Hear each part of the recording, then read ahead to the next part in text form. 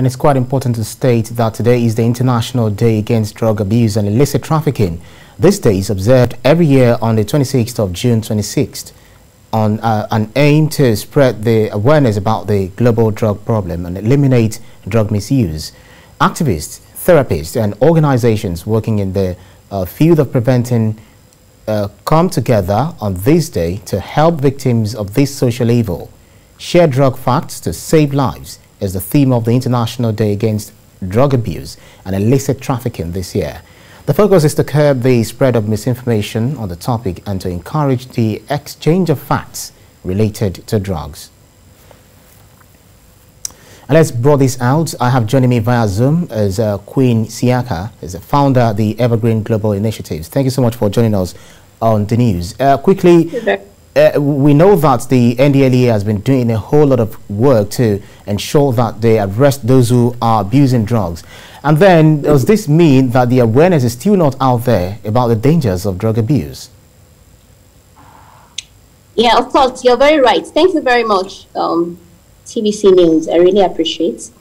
Yeah, the NDLEA and NAFDAC have actually been very supportive in the advocacy against drug abuse and illicit trafficking, but it has not been enough. And this is a wake-up call for every stakeholders and individuals to come up and join in this fight together, because it is a menace that has been very, very deadly and that has affected the society as a whole. First off, I think now is the time for parents to rise up and support this cause, because they say charity begins at home. So if our parents or if parents out there can come together to join hands and raise these children very well, they'll be able to get themselves aware of the effects on themselves and on the society as a whole. So I think it's not enough for NDLEA, it's not enough for the society, but also for the parents. Because charity, they say, begins at home. Thank you very much. Well, that's for those who have parents. What about those who do not have even guardians to put them through that, okay, this is very bad, this is something that you shouldn't be engaging in? So what do we do about those kind of people? Because some, we say, probably because of the kind of home they came from, maybe because of non-existence of parents. So how do we treat this issue to ensure that we rid our society of drug abuse? Yeah, like I said, aside from our schools and aside from the society as a whole, there's no way a pupil or a child will not have a guardian or someone he or she looks up to.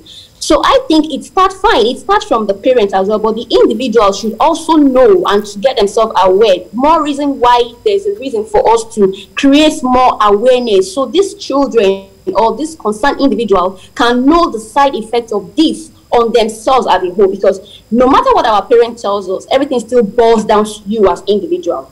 If you engage in this act and it tends to destroy your life, it gets more to you, because the individual dies and his dreams dies with him or her. So I just believe that as an individual, we've got dreams, you got plans, you want to be great in life. So you, no matter what your parents tells you or your guardian tells you, you are also meant to be aware of this and be able to tell yourself that, okay, because I want to become this, then I shouldn't get myself involved in this. This is right. This is an era where we have lots of people who are exposed to the media.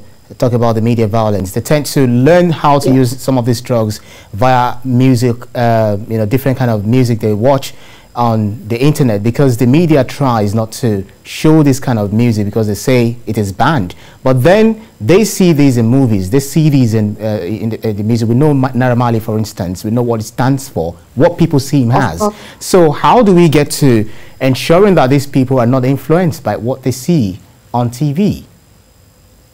The truth of the matter is, we can't stop the social media. As the social media has a negative effect on individuals, it also has the positive effect. So everything still boils down to the mindset.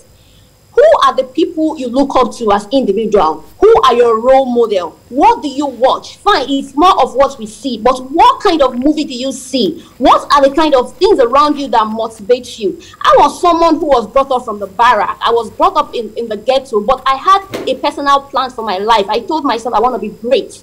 My uncle, my uncle, who was my father's younger brother, almost initiated me into being an addict, and it was that same drug that killed him.